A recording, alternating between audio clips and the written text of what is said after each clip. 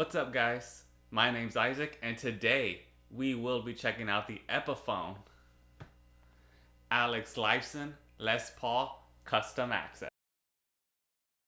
I first heard about this guitar when I saw a post on Facebook that someone had actually leaked a photo of it from some website out of the US, and it really caught my eye just because I thought it was so awesome just from the way it looked.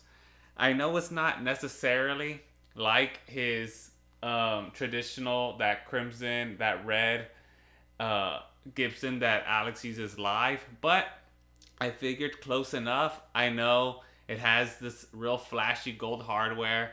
The top is not quite the same, even though it is a very, very nice quadruple A quilt maple top. I do believe it's a veneer though, okay? But it is very, very nice. But anyways, the person who had leaked the photo had mentioned that it would be released on a Tuesday, and I'm calling Sweetwater like, oh my goodness, is this true? Like, is there going to be an Alex Lifeson guitar coming out? And they, of course, said that they hadn't heard anything, right? But Tuesday morning, I call, and they say, yes, they have it in stock. It's ready to ship. So what do? I have to place the order. Simply because I have been a Rush fan since I was in elementary school. I think Alex Lifeson is just a phenomenal, not just a guitar player, but a musician, a true artist. And I just had to have this guitar, man. I know that I'll probably never have the legit Gibson Les Paul Axcess, but I think all is good. This is nice. This is a very, very nice guitar, and I'm just happy to check it out with you guys today.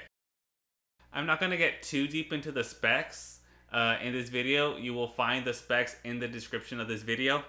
But how about enough talking, and let's just jam.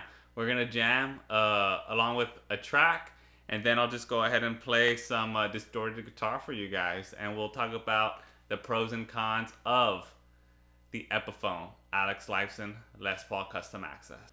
Lastly, before we get into the playthrough and demo, I just want to let you all know that I will be using the Neural DSP Archetype Petrucci. One other thing I wanted to mention was I am in drop C for the playthrough and demo. I know Alex doesn't, really play in drop C, at least for Rush, but I do, and the guitar has a Floyd Rose, so I figured might as well keep it in drop C and just apply the guitar for really the kind of music I like to make here at home.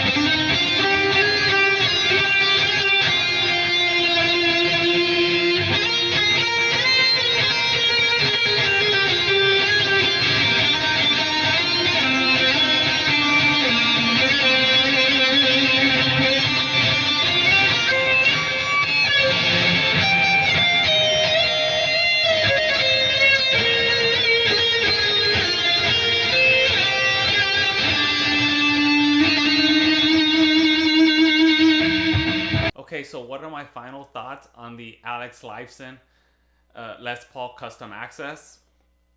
I think this guitar is absolutely awesome, especially for an Epiphone guitar. But even forget that it says Epiphone on the headstock.